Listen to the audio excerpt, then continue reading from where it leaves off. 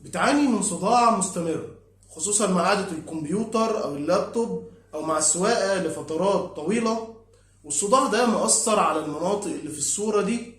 فأنت مشكلتك ممكن تكون في السيرفايكو جينيك هيديك أو اللي بنسميه الصداع العنقي.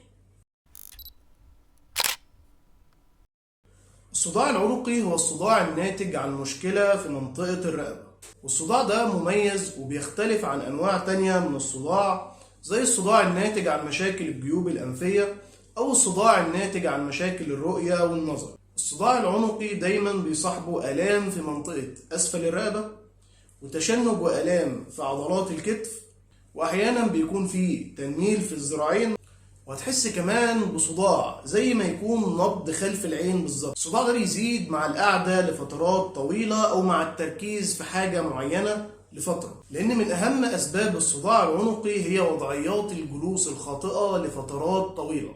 احنا بننسى نفسنا واحنا قاعدين، وبنقعد في وضعيات بتشكل ضغط كبير على عضلات الرقبة والكتفين، وده بيؤدي لحدوث تشنج في العضلات دي وضغط على أوعية دموية وأعصاب بتغذي فروة الرأس. ومع استمرار الضغط بتتحول المشكلة لصداع مزمن مش قادرين نتخلص منه، بنصحى بصداع وننام بصداع، وعلى مدار اليوم الصداع عمال بيزيد حتى مع استعمال المسكنات اللي بعد فترة ما بيكونش ليها تأثير كبير على الصداع ده. طيب ايه اللي ممكن نعمله علشان نقلل من نوبات الصداع دي ونقلل كمان من الآلام المصاحبة للصداع؟ أول حاجة هي تعديل بيئة العمل اللي أنت شغال فيها. يعني لو أنت من الناس اللي بتقعد على كمبيوتر أو على مكتب لفترات طويلة، لازم تراعي وضعيات الجلوس الصحيحة. فأنت لازم تكون قريب من المكتب، ما تكونش إيدك بعيدة عن المكتب، بيكون الكرسي اللي أنت قاعد عليه في مستوى مناسب للرؤية بتاعتك، وكمان يكون في دعامة ظهر موجودة في الكرسي. نفس الكلام لو أنت من الناس اللي بتسوق لفترات طويلة، فانت لازم يكون الدركسيون بتاعك في مستوى كويس، تكون قريب منه، وبرضه يكون في دعامة للظهر مريحة ظهرك أثناء السواقة. نحاول قدر الإمكان نتجنب أصلا فكرة القعدة لفترات طويلة.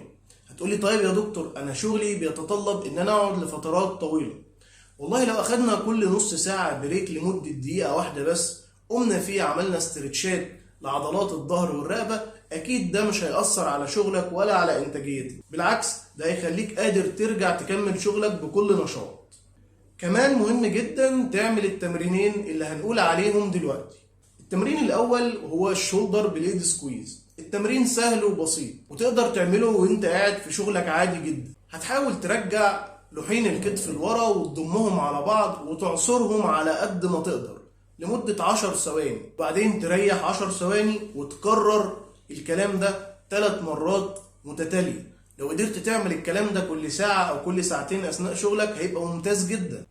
التمرين التاني هو تمرين لتنشيط عضلات الرقبة الأمامية عشان تبدأ تقوم بدورها الطبيعي في استعادة وضع الرقبة أثناء القعدة على الكمبيوتر أو أثناء شغلك عموما. في التمرين ده هتنام على ظهرك وهتحاول تقرب دقنك من صدرك وترفع راسك حاجة بسيطة جدا عن السرير أو الكنبة اللي انت نايم عليها، وتثبت في رفع الراس ده 5 ثواني. قدرت تجيب 10 ثواني ممتاز جدا، 15 ثانية يبقى هايل.